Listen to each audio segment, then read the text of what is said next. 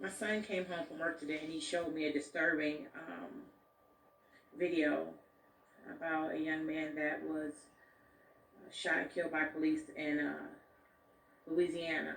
And it's so funny because my son wanted to go to college there. And I kept saying, I ain't feeling that or whatever. Um, what's interesting is to me is that the shooting involved a police officer. And I watched the video over and over and over and over and over again so that I wouldn't become judgmental. Because not only am I a mother of two African American sons, and I have African American nephews, and I have brothers, I'm also a person that wears the uniform with the blue. I'm also the one that gives their lives and puts their lives in danger. I wear blue. So I'm looking at it, and I became so furious and so hurt because it bothers me when I hear people say, y'all police officers this, y'all police officers that, and they put us in this negative category when I'm saying to myself, I'm not that type of police officer. I know officers that are like me that will give their life for other people. So I'm looking at it, and it tore me up because I got to see what you all see. If I wasn't a police officer and I wasn't on the inside, I would be saying, look at this racist stuff. Look at this. And it hurt me. First of all, I became an officer in 1996. I grew up in the hood. So I ain't grew up in the suburbs. I grew up on 93rd in Kansas. We moved to East Cleveland.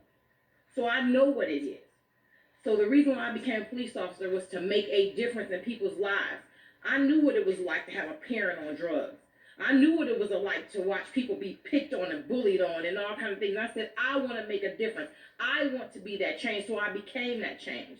So in 96, I took an oath in East Cleveland, sitting in front of Chief Guy, and said I would serve and protect my community by all costs. Even if it meant I wouldn't go home to my 1-year-old daughter. And that's what I did. And I did it with integrity and respect. The thing that hurt me most of all was that a lot of people that I was arresting were the same color as me, that grew up in East Cleveland like me, so I couldn't understand that. Why would you want to destroy your community? I couldn't understand. I said, okay, but they're not sworn to serve and protect either. They didn't take that oath. This is what they do. So then I left there and I came to another predominantly black community and became a police officer. I'm the first and only African American female officer, and I can say a pride and respect. I sat in front of Marcia Fudge and took that oath that I would serve and protect my community. And I also moved into my community and I raised my children in this community. I wear that blue uniform proudly. And I know for a fact I have 6 beautiful children that love me. And I have a husband, I have a family that loves me. And I know there's times I may not come home from work. I have taken guns off 15, 14, 13-year-old children. I'm talking about real guns. I've had to go and tell a mother that their 13-year-old son or daughter was not coming home. I've interviewed rape victims that's been raped by people that look just like me, the same color as me. We are running around killing each other left and right. But what hurts me the most is the people that stood in front of a judge and stood in front of a mayor and said, I swear my oath that I will serve and protect this community. And God, please forgive me, and you can delete me if you get mad at me. If you are white and you working in a black community and you are racist, you need to be ashamed of yourself. You stood up there and took an oath. If this is not where you want to work at, then you need to take your behind somewhere else. I decided to work in the African American community because I'm African American and I wanted to make a difference. I could have worked in Parma. I could have worked in Lakewood. I could have worked in North Olmsted. I'm a double minority. They would have got 2 hits from me because I'm African American and I'm a female. I'm here because I wanted to make a difference. But how dare you stand next to me in the same uniform and murder somebody? How dare you? You ought to be ashamed of yourself. So why don't we just keep it real? If you're that officer, then know good and well you got a God complex. You're afraid of people that don't look like you. You have no business in that uniform. Take it off. If you're afraid to go and talk to an African American female or male or a Mexican male or female because they're not white like you, take the uniform off. You have no business being a police officer. Because there's many of us that will give our life for anybody. And we took this oath and we meant it. officer that's prejudiced, take the uniform off and put the KKK hoodie on. Because I will not stand for that.